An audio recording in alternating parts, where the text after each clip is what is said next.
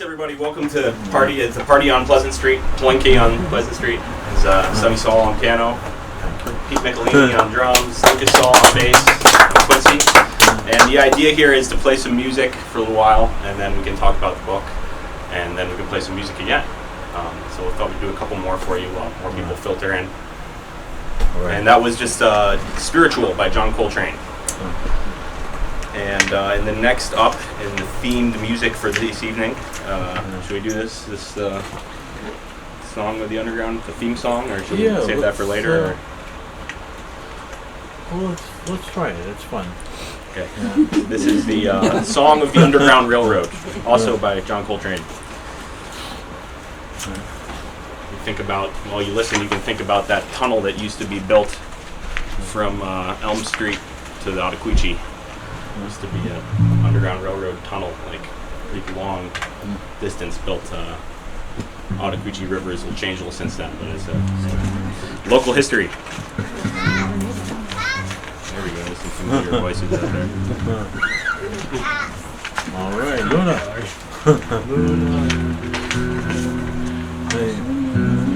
All right, Song of the Underground Railroad.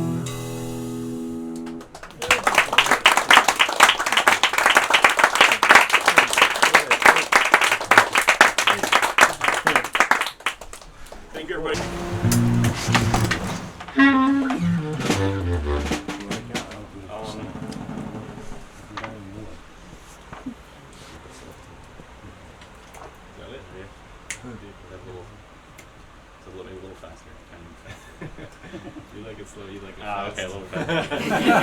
You can mediate us then, all right. Yeah. Trust the drummer.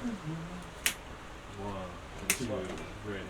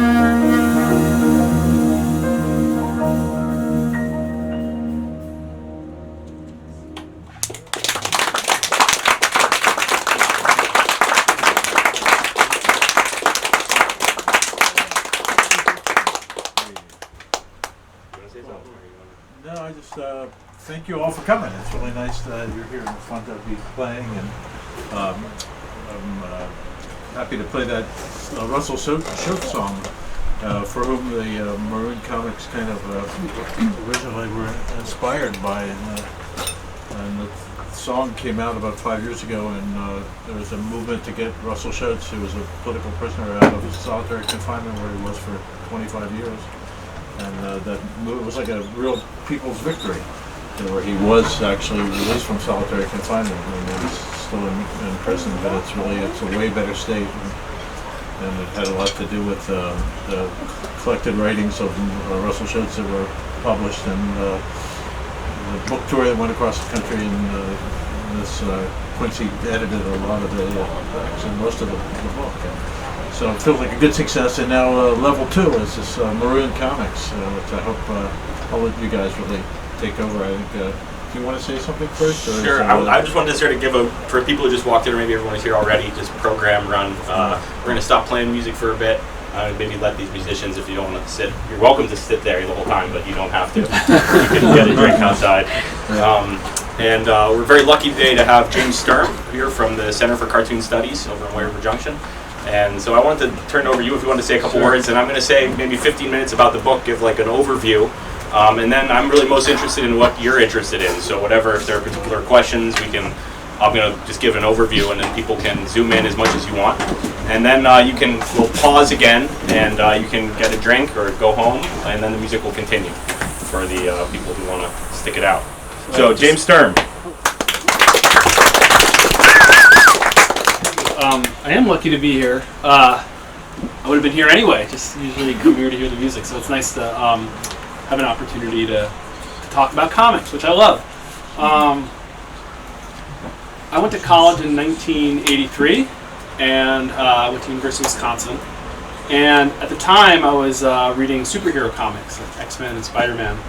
And as much as I tried to draw a certain way, I couldn't quite get a handle on that.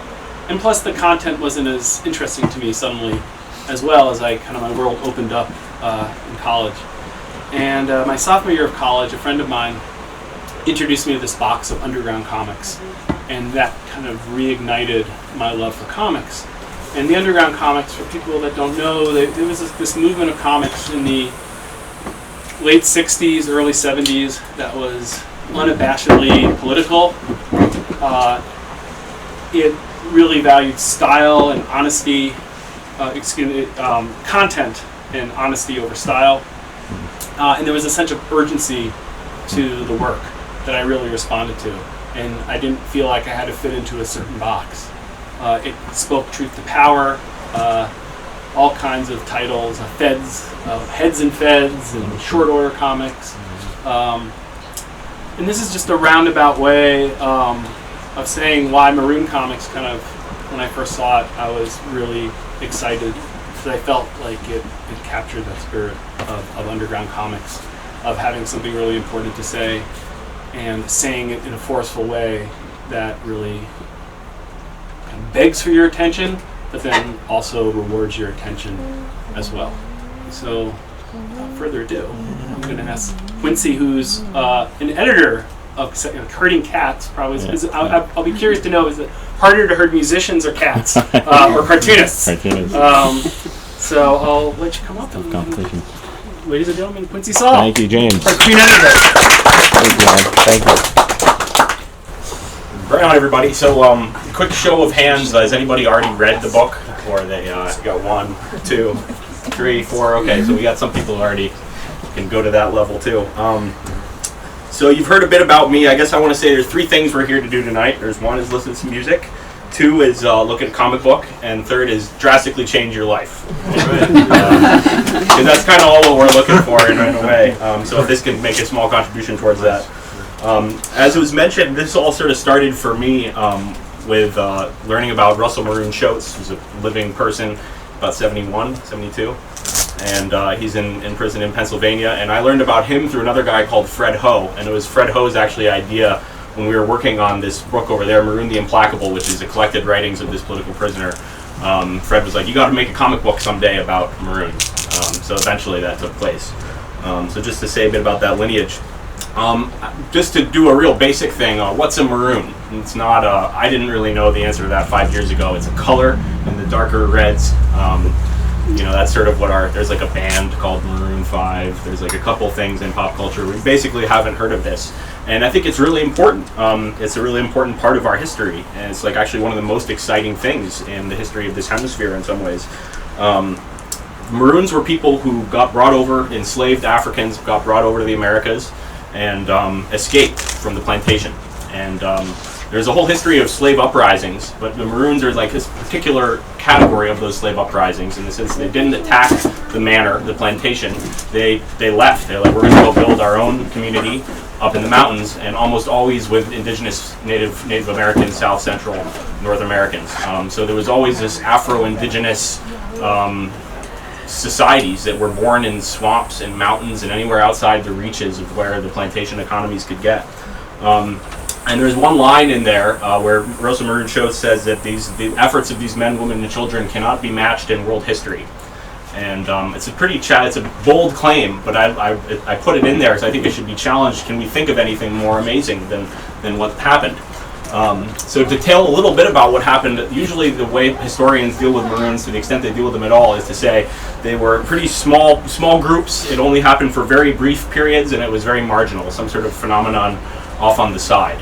And this thesis of this book, I guess, is that it's the opposite of that, is that these Maroon communities actually lasted for a very long time. The Quilombo, this famous one in Palmares in Brazil, lasted, and also the Great Dismal Swamp in the United States, I'll talk more about in a second. Those both lasted longer than the Soviet Union, like over 100 years. So they were around for a long time. They were large in a lot of cases. There are some, like in Palmares, people talked about tens of thousands of people living, like a city-state type of situation. And then, contrary to the narrative that this is something that was marginal that happening on the side, there's another way to see it as that the Maroonage was really central to the whole colonial experiment, and it was always a fight against these Maroons in all the settlements. And you kind of got to dig up this history, and that was what I did, sort of editing this book. I was following the work of this man who in solitary confinement dedicated himself to studying Maroon history. And I didn't do any original historical research. I just sort of picked out what I thought were one of the most exciting, important parts and teamed those parts up with illustrators to bring it to life. I'm going to give 3 examples from the United States of Maroon communities. One of them, I think, is very important. I was really blown away to learn about this. Is the story of the first colony on this continent. And supposedly it's a mysterious story. That's what they'll tell you. The lost colony of Roanoke. They write it out like it's a mystery. Somewhere around where Virginia is now, they didn't have those lines right at that point. But people always said, oh, they disappeared. You know, what happened? And it's actually not mysterious at all. It's very clear what happened. They went and joined the Native Americans. It's a story. There were about 100 Scots-Irish indentured servants, and there were about 200 enslaved Africans and about 200 indigenous people who'd been brought up from South America. And they just left them all in this Roanoke place, and then the overseers, the lords, got in the boat and went home to start the colony over the winter. And they came back, and there was nobody there. And it carved into a tree was a legend that said, "Gone to Croatan," and Croatan was the name of a local native group. So I think this is really important that the first colonists that came to this country, the first white people, decided to join the other civilization. They, rather than stay on the colonial plantation and build up that same feudal world they were used to in Europe, they were like, wow, I've got more freedoms and more of a chance to build a new life out in the swamps. And that's something you see. There's always, throughout Maroon history, you always find a small smat. It's primarily Afro-Indigenous, but there's always a small number of white people too. Particularly women who were in the sex work had more rights, and they would run away from the colonial, place where they were being awfully exploited, and would have more rights often in these Maroon communities, these Afro-Indigenous Maroon communities. So that's the first one, Roanoke.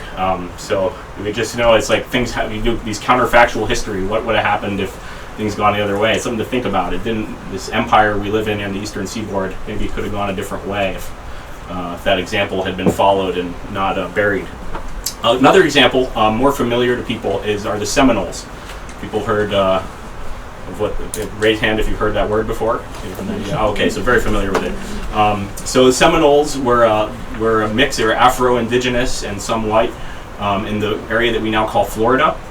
Andrew Jackson, who we have on our $20 bill, his whole campaign as president was the Seminole Wars, the Indian Wars, which were really mainly slave catching expeditions.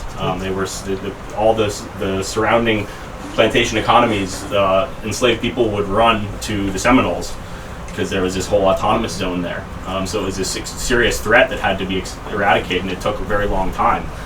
There's a couple examples. There's a guy named Osceola, who's a famous name, who was half Creek, half Scots-Irish, and he famously killed a tribal chief, an indigenous chief, because the chief betrayed the pact between the Africans and indigenous people, which is that if you ever captured an African person and sold them back to the slave, they need death penalty. So it's a really a powerful example of these multicultural, multi-ethnic, multilingual alliances that were life and death. Another story from the Seminole War, which is really epic. Somebody should make a major movie or documentary about it or something, and yet it's hard to even find a single book about this, is this guy named John Horse. When the Indian catching wars were basically successful in reducing the Seminole areas to almost nothing, they had an exodus, or like in China you might think of the tradition of the Long March. They were basically hemmed in and had nowhere to go, or you think about the Trail of Tears, and they walked from present-day Florida all the way across up over the Gulf and into Mexico, which is the only place they could be free. And it's this whole amazing story. They were fighting the whole way, and it took like generations to get there. So that's another exciting example from U.S. history. And then the last one, which I saw you nodded your head, sir, about the Great Dismal Swamp. That's sort of maybe one of the more. There's still actually a national park by that name in North Carolina. The historic area was a little bit bigger than that. And this area that basically is this big impenetrable swamp. Very hard to live there, hard to map it. And Maroons started going there pretty much right away from the time of the first plantation economies that were started. They would run away to the colonists, the Europeans call it the Great Dismal Swamp. And there's a line in the book this guy says, is this poem that this guy wrote about it, which the illustrator illustrated. He says they fled. Britain declared their victory, and and the slaves never gave up. The Maroons never gave up. They went to the Great Dismal Swamp and staged a 160-year guerrilla war against slavery, and in the end they won. So the Great Nipple Swamp was a base during the Civil War for people to run away to or to go for reinforcements. So I think this is all very fascinating stuff, and that's just those are 3 examples from this continent, and the history actually is much richer in the Caribbean, or there's actually more recording of it. In Jamaica, in Haiti, Suriname in particular has a very vibrant living Maroon communities to this day. And that's something, I actually just had some friends who went and visited the people in the Sea Islands off of South Carolina, the Gullah Geechee community. So there are descendants of Maroons today who speak their own languages and keep that going. So the thesis is that this is very important.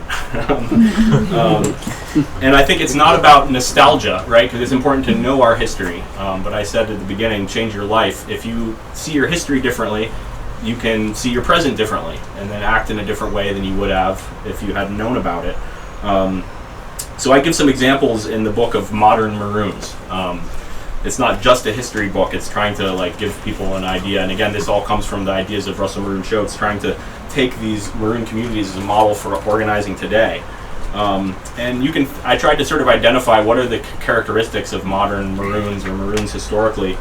A couple elements to list them. One is they're always polycultural and multilinguistic. Even when they were all African, they often had to form their own languages because people were taken from many different places on the continent.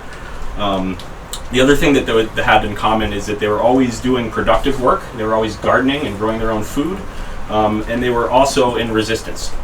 And the productive piece is interesting because there's all these accounts from the colonial period that people would they'd flee they'd try to take out the Maroon base, and they'd be like, wow, these people eat better than we do in the colony, because they weren't doing this crazy monocrop agriculture. They were mainly using their traditional forms of polycultures that they'd been doing in sort of Swidden agriculture, short slash and burn, is pretty similar throughout the Americas. So I think that combination of sort of building a new world and also fighting off the old one. And then the other element of it too is that it's a model of thinking that we're not going to try to take control of the existing powers. We're not going to take control of the master's house and better administer the plantation with more equality. We're going to leave entirely and do something build a new society somewhere else. So some people that are doing things like that today, I think, are all over the world. They include the Zapatista movement in Chiapas, the women's freedom movement and ecological commune movement in Kurdistan, which is Rojava. People have talked about that a bit here. I think you can talk about the forms of autonomous indigenous organizing in Bolivia, as in the Maroon context. There's an example in the book about Spain. There's an example about Sri Lanka.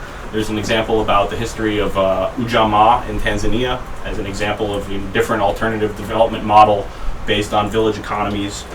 And there's a lot of details. And one thing I'll say in Venezuela, this is my first experience in a Maroon community, just happened last year in November. There was a very exciting event I was at where these 3 Maroon communities hosted this international conference, international gathering. I think is like a good chapter in Maroon history was made. There's not the first time there have been Maroon conferences, but there were delegates from 5 continents living in this Maroon community, making a plan of action and getting to know more about it. I could go into more detail about any of that stuff. I'm going to rush through to the end. So some people say that the first Maroons were doing this at the time when capitalism was just getting started. The nation state form was barely consolidating itself. We're talking about 1500s, 1600s. There were a lot of swamps and mountains you could run away to and no one would ever find you. And today, it seems like there's not really that many places to run. There's so you can even find my house where I grew up on Pomfret in Google Maps. It's pretty sad, right, to see these, even our old childhood homes is Big Brother is watching on every little back dirt road. And these drones, they can kill anybody all over the world without a warrant, anywhere. And so is the Maroon movement, is it relevant to think about this? I think it's a good challenge to ask. Is this just old news, or could this be relevant for us? And I think it's very relevant for us. In the age of climate change and mass migration and literally just in the context of people moving to new places and building new societies, in the context of multicultural, multi-ethnic people trying to find a way together to move forward in the context of disaster and persecution, I think it's hard to find a better model than Maroons to look at for today. And then so to conclude, since we're here in Vermont, there's an interesting history in Vermont of, we can talk more about this, but I want to read to you a letter that I got from, after we did the event here for Russell Maroon Choates. There's a local author named Ron Miller he wrote a book called Most Likely to Secede about Vermont, and he sent a copy to Maroon, and Maroon sent me this letter, which I thought was worth reading. This was in 2013, written when he was still in solitary in the Frackville Penitentiary in Pennsylvania. He writes, "Someone sent Most Likely to Secede, edited by Ron Miller and Rob Williams, two Vermont neighbors of yours. I have not finished it, but in addition to bringing smiles to my face, I'm astounded by the history of that area. How could a history lover like myself have been kept in the dark about such a revolutionary past of that area? A past that's to shame the truncated revolutionary credentials of the founding fathers of this country. I had read about Ethan Allen and the Green Mountain Boys and the capture of Fort Ticonderoga, but I'd never heard the mention of the Vermont Anti-Servitude Slavery Women's Rights Republic. And for years, a serious, thoughtful core of revolutionaries who have vowed to take the best of that legacy and apply it to the horrible crises that are facing us today is also kept off the radar. Most likely to secede, indeed. I'm ready to join them, although bracing the cold season will take some getting used to. Were you always familiar with such an illustrious past of your home state? The fighting Maroons of the Great Dismal Swamp and the early Seminoles have some true comrades in the early Vermonters."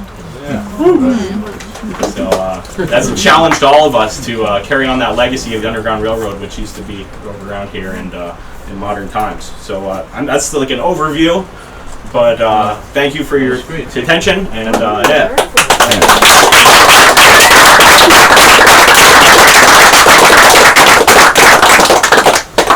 So anybody have any questions or comments or condemnations?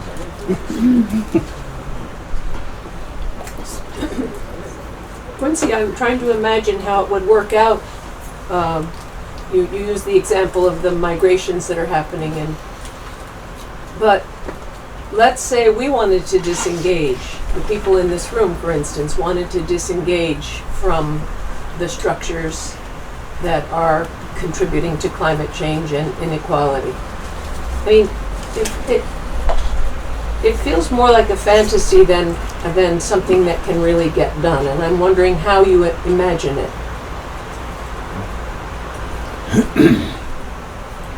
Should I answer? Should I take a few and then get that, or should I just? How do people feel? Go right to it. Go right to it. So I don't have the answer. Otherwise, I wouldn't be here just talking. I'd be out there. I'm searching for that with you all, and I guess that's part of this book, is to throw these ideas out there and start the conversation that can contribute to more effective action on all of our parts for many reasons. One thing that might be helpful to think about in terms of the literature of marronnage, they talk about the French word marronnage is common in the literature. And they talk about some of these French colonials talked about there's two forms of maroonage. There's petit marronnage and grand marronnage. So like the small scale maroonage, and that was when they would even factor it into their bookkeeping, kind of like how today in like the retail stores they'll factor in a little bit of shoplifting. Like they know that that's going to happen in their inventory. So in the same way, these colonials back in the day, they would sometimes, especially in the Caribbean, not so much around here, they were a little bit crazier up here, but they would let the enslaved people like disappear for the weekend and go like blow off some steam and have a party somewhere, and they would come back to the plantation when it was the weekend again. So that was considered small marronnage, and I feel like that's whereas opposed to grand marronnage, which is where everybody up at once gets up and leaves the plantation and like disrupts the labor process. And maybe that's sort of the difference, is are you disrupting the mode of production? Are people withdrawing their labor and doing something else, or are they just sort of blowing off steam? And I think where most of us are these days is we're like at best petty maroons. Like we have, we on the weekend we do something for the environment, or like we like buy clothes a little more ethically, or we, but then at the end of the day we're like going back to the bank and paying our taxes. And the question is how molecular acts, small individual acts of small people withdrawing on a small scale, how can we get that to add up? That's the question. I think that this document that came out of Venezuela, these Maroon communities, have a lot of ideas about how to connect a lot of dots, because that's the challenge, is keeping keeping everybody separated and their struggles separate. That's our problem right now. It sounds simple, but that's our big problem is unity. I think the idea is we got to make sure it's not a fantasy, and we don't want to just like take the word maroon and be like, oh, I'm just going to go marooning for the weekend and go camping. It's not really true to the history of these people who sacrifice like this. But it is worthy to think about, okay, I'm going to plan like an off-grid weekend with some friends, and we're going to retreat and talk about like that thing we did up in Bolivar, Vermont 8 years ago. You can sort of remove yourself for a little bit and talk about, okay, how can we scale this up? How can we form confederations of people who all want to maroon together? The last thing I'll say is Russell Maroon Schultz has a great acronym. It's my favorite acronym. Calls it the Mosaic Movement of Oppressed Sectors Acting in Concert. I think that's what we're looking for, something like that. Part of an answer. I don't know if I accept that answer or not. Well, I do, and I think that also, and maybe if people realized they were enslaved, the people who left the plantation knew they were enslaved. I think we're lulled into thinking we're free.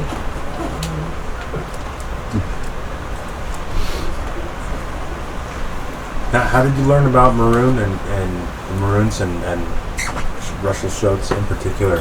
Yeah, I got to hand it to Fred Ho.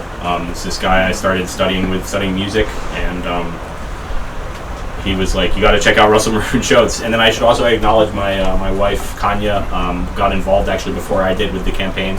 Fred told her about it, and she'd been working on it. And I remember I found an essay he had written lying around on the table, and it's in that book over there. It's called The Dragon or the Hydra, a historical study of organizational methods, and it's a history analysis of the Maroon Wars in Suriname and Jamaica. And I guess it's what you'd call like anarchist, in the sense that he's arguing for no states of any kind, but his research material is all Afro-Indigenous, and it all opens from a quote from Marx. So it's like all over the place and different than what you're used to reading, and it's all written very accessibly. That's one of the things that stood out for me, is Russell Maroon Schultz wasn't writing for people like us. He's writing for other incarcerated people who often haven't had any education. So he was taking this complex material and synthesizing it into easier words. And that made this comic book easier, because that's often the challenge of writing a comic book, is you can't make a long paragraph argument. You need to like condense ideas, not to make it less sophisticated, but to just sort of distill it. And he'd already done a lot of that work, so it's just about sort of teaming up with the illustrators. How long did it take? From the first time from the time Fred Ho said you should do it, that was 5 years ago, so it's like way too long. It took me maybe like a couple of years to finally get happy with the script, like sending it around to different people and getting feedback. And then once we started formally working with artists, it was about I think artists had about three or 4 months to do the work, and then about a month to design it and publish it, and accelerated in the last half a year. How did you find your artists? It's a good question. I'm just very lucky. I'm not a professional. It's funny because back in the day, comic books was like nobody was professional, but these days it's like it's a serious genre. It's a cartoon school. So I was very not sort of humble about going into this world. But I worked with this guy I met in New York City called Seth de Bachman, and he does there's this magazine called World War III Illustrated, and they collect everything biannual. They put out a comic book twice a year on different themes, and so he got involved through this work I was doing with Joel Covell around eco-socialism. I met this artist that way. He was actually up in Vermont at that event, and then I basically just asked him, and he's like, I think this art, I got to hand it to him. I recommended the artists. And then the other exception is there's a couple of friends of mine who I met in Chiapas in Mexico, these artists, and while I was there we were working on this project. So the person who did the cover, for instance, I have got the pleasure of meeting, and is a young woman who I met in the Zapatista community, and she was doing murals there. Has anyone in the Maroon community seen the comic, and what was the response? Yeah, So there's I haven't witnessed anything yet. We got it. It's been taken down to the Gulagichi people. I know this youth hip hop group that took like a delegation down there, and they took 20 copies, and I haven't gotten like a detailed report about what reactions were like. I took printouts before it was bound to Venezuela, to that gathering I was talking about, and showed it around to a few people, and they dug it. It's in English, so they couldn't read it, but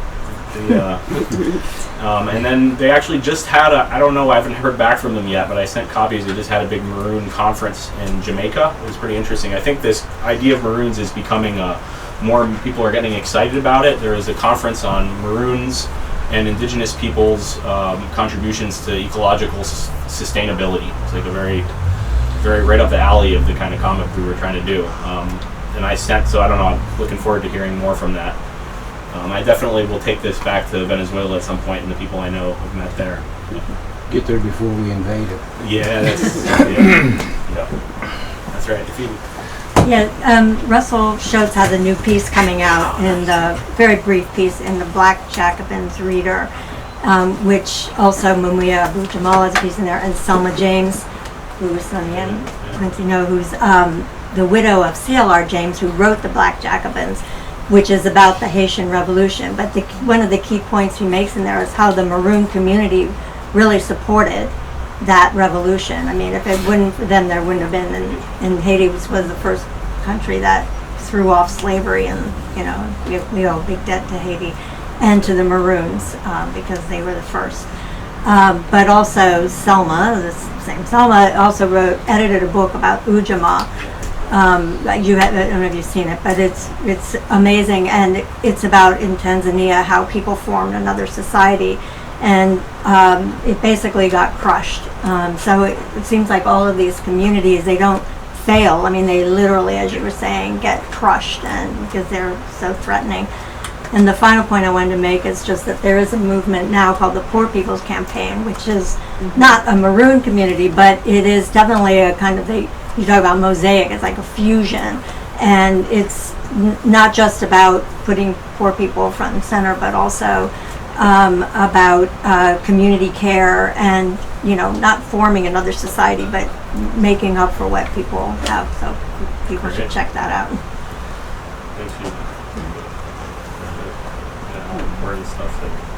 I'm racking my brain. There was a very popular song, I think in the 60s or 70s. Russell Schultz's name is mentioned, and I cannot remember it to save my life. Okay. Well, and if I had internet, I would look it up, but I small can't. town, you'll remind us to send it out. But his name is mentioned in it. And it was a hit song, and I'm sure if you don't know it, when you hear it, you'll know it. Okay. But I am racking my brain.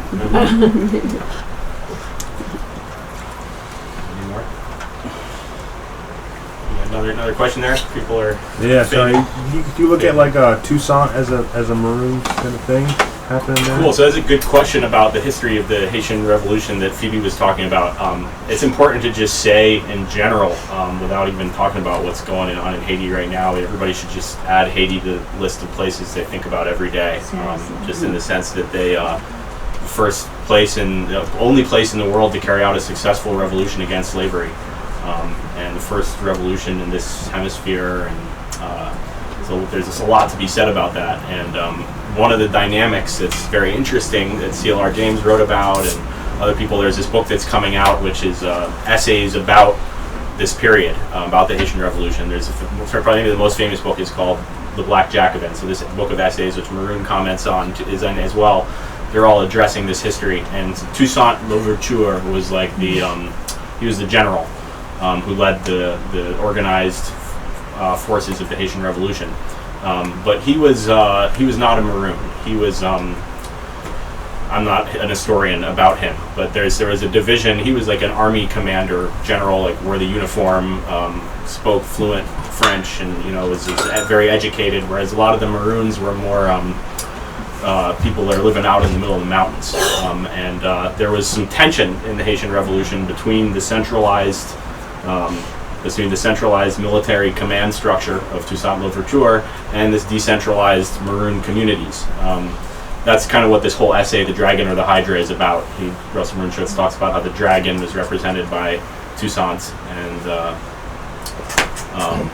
the Hydra represented all these different Maroon forces. And anyway, I don't have a new theory of the Haitian Revolution to tell you today, but it's all important stuff. There was a tension with the Maroons, but it's also they wouldn't have. It was hard to say it would have been successful if everybody wasn't involved. You call John Brown a Maroon? Yeah, that's interesting. So there's an interesting subject to bring out of European marronage. And I think there's a whole. I almost put a chapter in the book. I wanted to do a chapter on it, but it's a little too. I don't know. I need to do more research. It's more controversial. But you can look at the history of white people who tried to run away from their civilizations, and you can look at piracy in that context. A lot of these people ran away from Europe and converted to Islam, and joined in North Africa. This guy Peter Lamborn Wilson does some scholarship on that. And then there's a few examples in U.S. history of these white people who were willing to give up their lives to make the ultimate sacrifice. And their children, John Brown case, not only his only life, he brought his children to fight against slavery. I don't know if you can call him a Maroon in the sense that he, but you can. I mean, in the sense that he was building, an alternative society. I think that's part of it. You have to to be a Maroon, you have to be fleeing the fighting the plantation, but you also have to be sort of building a whole new society. John Brown maybe wasn't as good at the building a new society kind of thing, although his family, his wives were always doing that. But I think that's an important example for us to reflect on. John Brown. How can Fred Ho used to say, is it enough to be anti-racist? Is it enough to be anti-racist, or do you have to go join the Maroons, join the other civilization, join the other thing? What are you for? So I think it's controversial, provocative stuff, but at least it get us thinking. Would the Creoles and Cajuns maybe be in the category? I know that's a really good question. We'll have to do some research on that. I've heard about the Gulf Coast, New Orleans region being a place where there were Maroon communities, and there was certainly a very rich history of slave uprisings in that area that often would include. It wasn't exactly black and white how it broke down every time, maybe, but I don't know enough.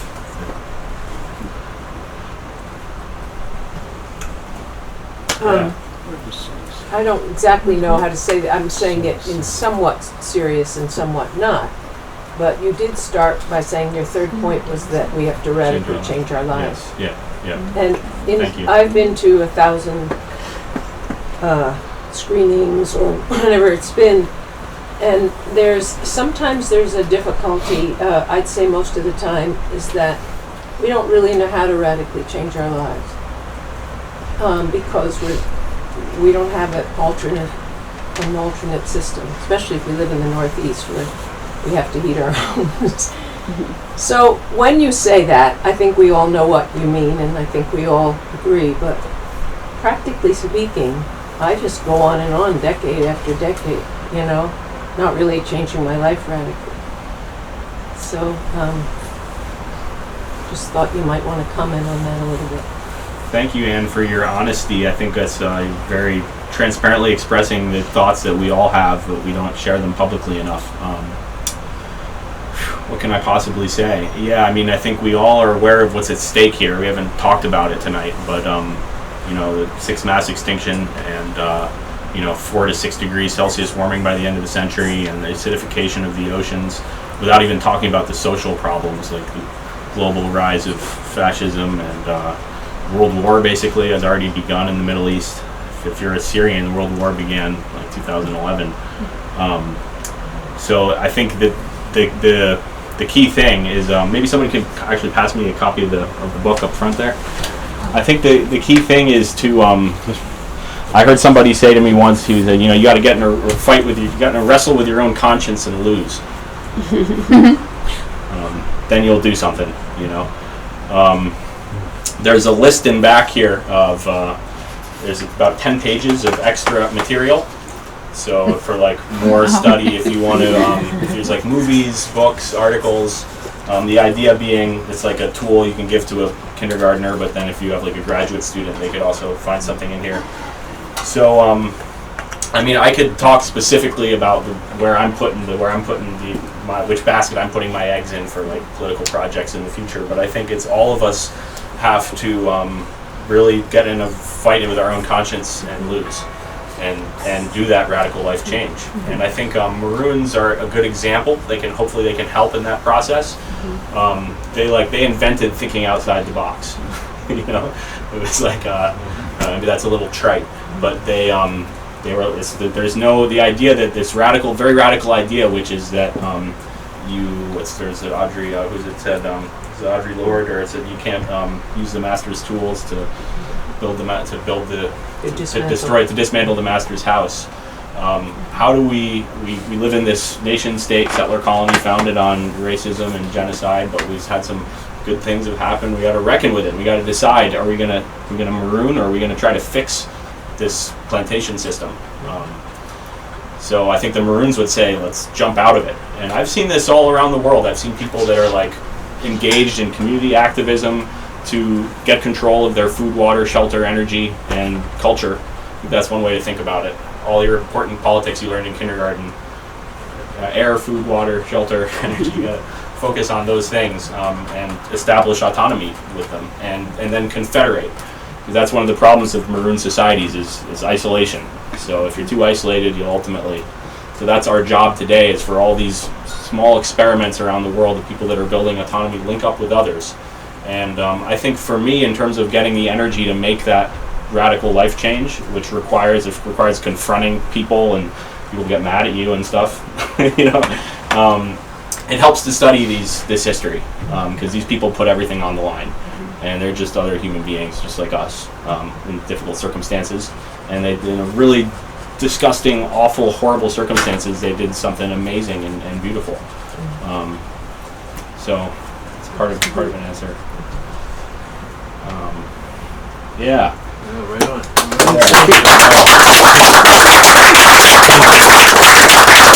You have those for sale, I presume. And these are for sale, and I think how much are you? What are we doing? How much are they? Yeah, I'd say we could 15? 15 between 15. Is that all right? That sounds good. Yeah, so they cost $16 online. So this is definitely the cheapest way you'll get it.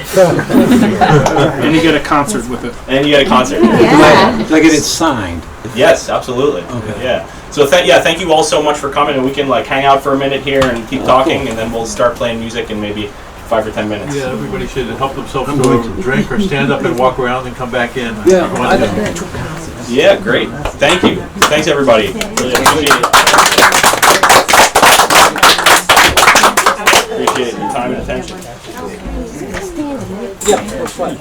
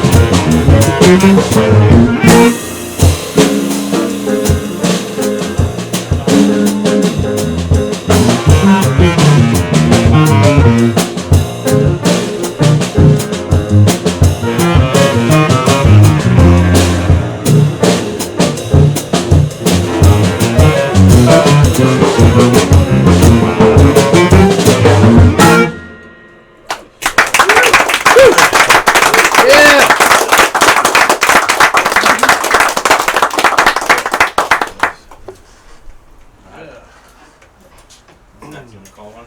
Anybody request? Any requests? Yeah. Oh, they know them. Chameleon. Lexi's Dream. Bolivar? I was going to request Bolivar. I don't know. How about you? No, I'm cool with that. Whatever.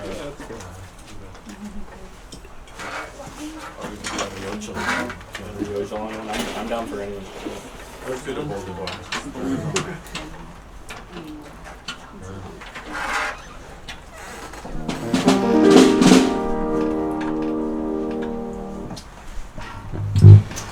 This is another song by Sonny called Bolivar. That first one was Freedom Jazz Dance by Eddie Harris. Yeah. Yep. Yeah. And classic in the free radical jazz repertoire. And this next one is called Bolivar, which is another person who you could consider in the category of potential European Maroon. He was born to one of the wealthiest families in Venezuela and succeeded in ending his life with zero wealth at all, died totally poverty and anonymity, ended slavery in the country, and freed all of northern South America from Spanish rule. A good example of what one person can do with their life.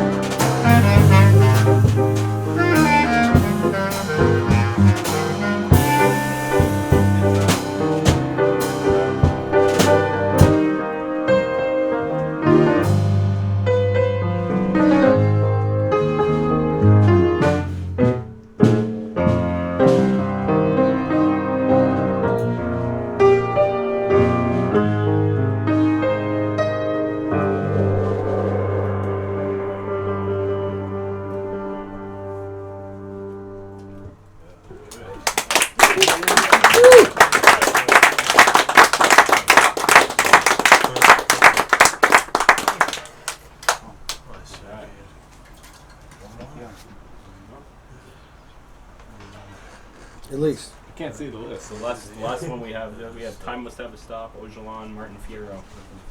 Ojalon. Alright, we have a request for Ojalon there. There's Ojalon has a cameo in Maroon comics. You have to find it. It's one panel. Watermelon Man. Yeah, alright, that's a later night show. Stick around.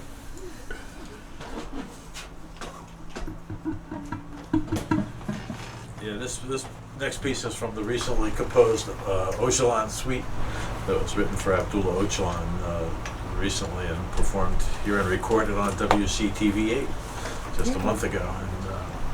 And this is the third part of it, the piece that's in 3/4 time.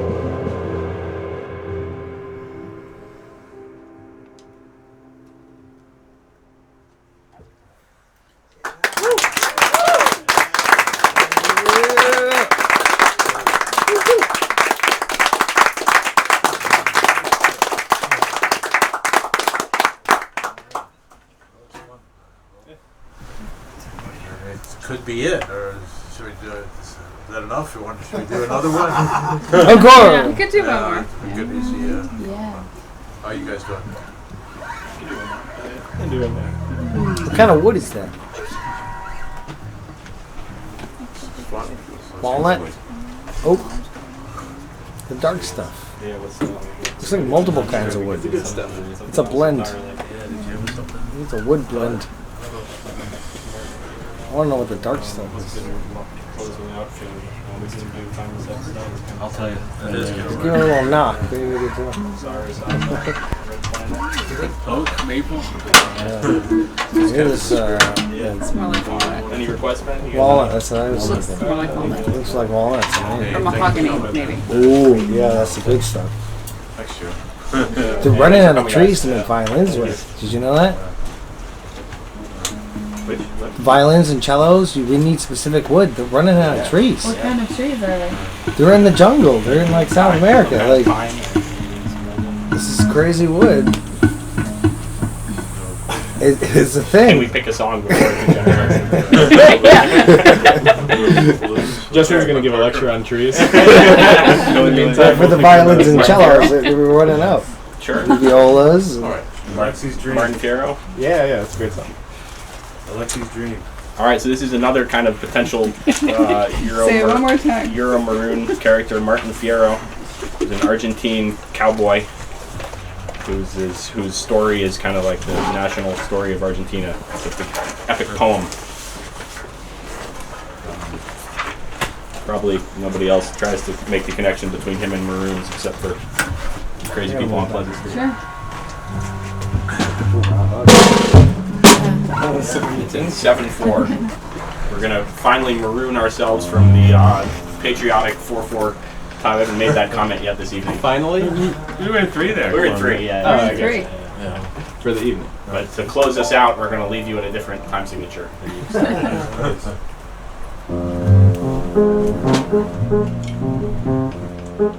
Okay. 2, 1, 2, 3, 4.